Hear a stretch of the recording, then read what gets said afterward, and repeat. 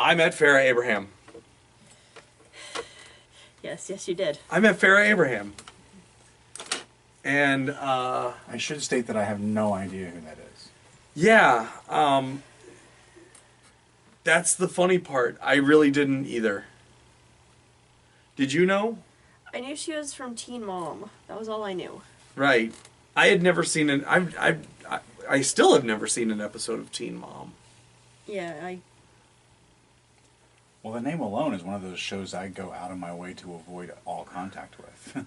I mean, yeah, I don't really, it's not for me. It wasn't made for me, right? Yeah. That's the way I look at it. But so Farrah Abraham is on Teen Mom, and which I don't quite understand because she's not a teen anymore, is she? I think there's Teen Mom 2, and that's kind of following her around like in kind of a post. Okay. Like, what's life been like for you since Teen Mom kind of thing.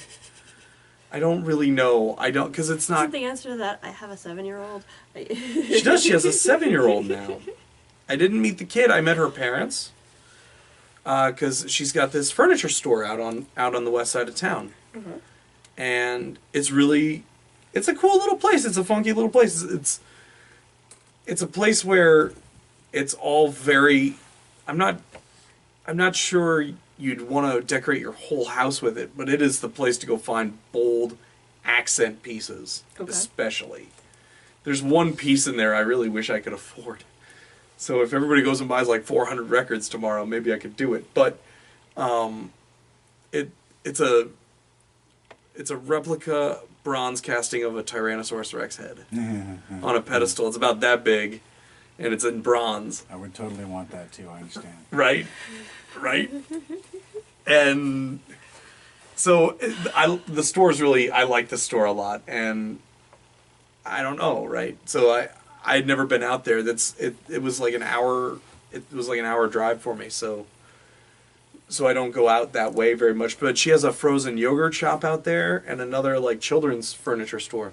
But she was having a party at the store, and her employee Casey is starting to sing with us, right? So Casey asked me if I could do it. So I was like, yes, of course. I'm being paid to play is my thing.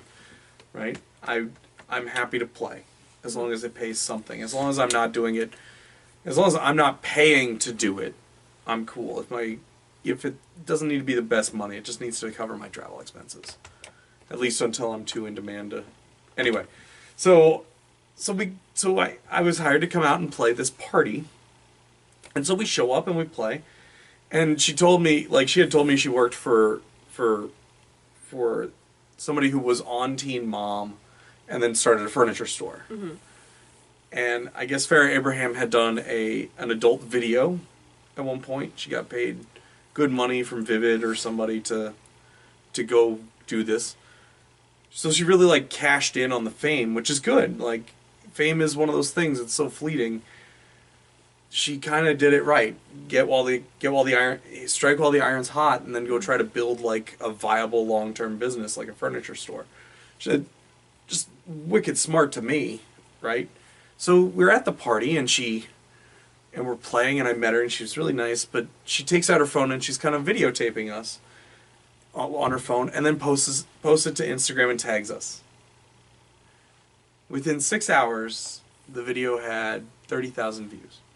Jeez. Isn't that amazing? That is insane. Had 30,000 views, and she tagged us, which that's really, hey, tag us. That's 5,000 people an hour. Right. And I start reading the comments. That's your first mistake. I guess that is my first mistake. You read the comments on the internet? Not only did I read the comments, I engaged a couple. Oh. That was mistake number 2. Wow. It was like 5 comments, and then I was like, all right, I'm done. I'm done. Do we need to move? No, we don't need to move. Well, because people were saying things that were just like factually untrue, and I'm just like, no, people weren't just walking in off the street. This was a private event, right? They're going, oh my God, you don't even know the band, because in the video they said, oh, what's the band's name? Oh, it's the Jazz Destroyers. That's in the video, right?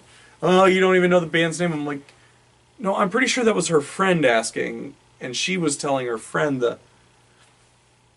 how dare you try to correct the record in any way, in any sort of respectful way on the internet. I got my head bitten off a few times, and I was like, I'm going to step back and watch.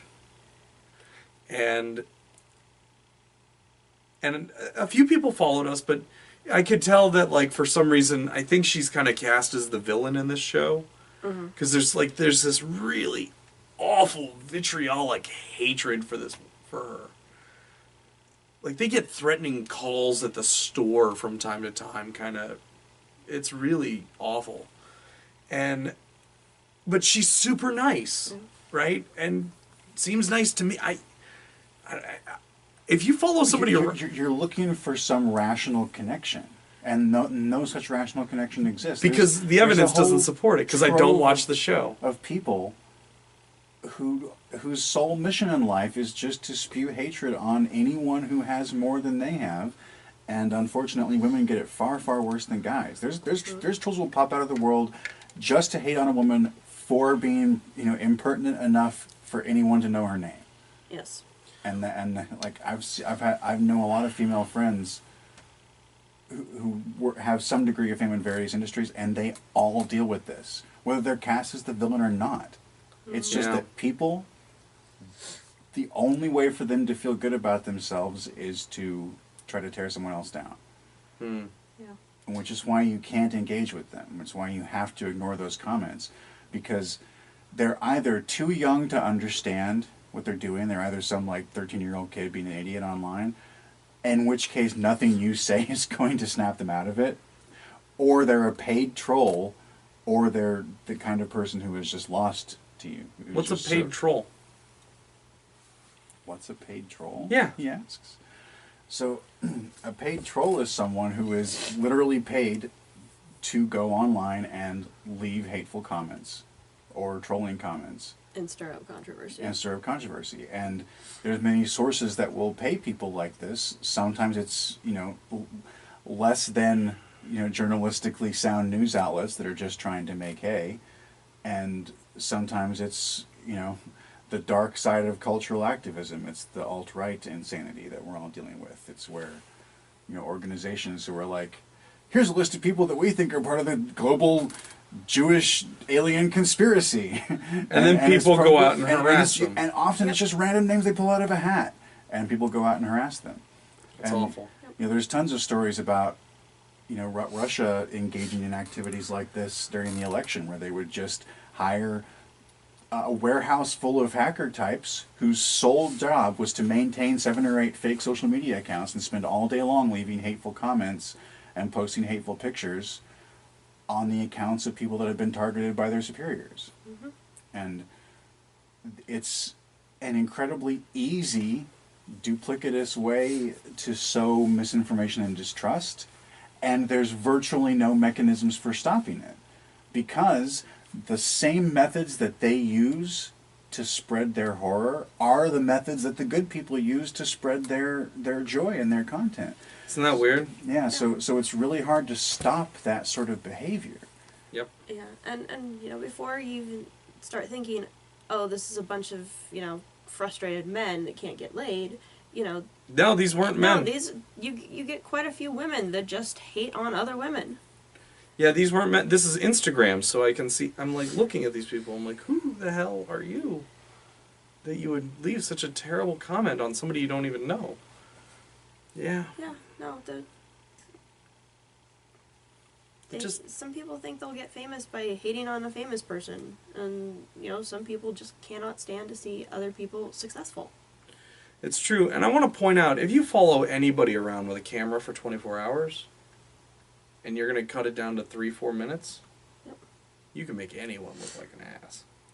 And that is why I've pushed back so hard against attempts to cast people or entire organizations as evil and duplicitous in the public sphere, because I'm so aware of how easy it is to take an innocent action that was made with pure intent and make it look like a horribly mendacious and or malintended act. Mm-hmm. And when most of the time it's either meant to be neutral, or it's incompetence, or it's bad luck. Yeah. But it gets turned into villainy.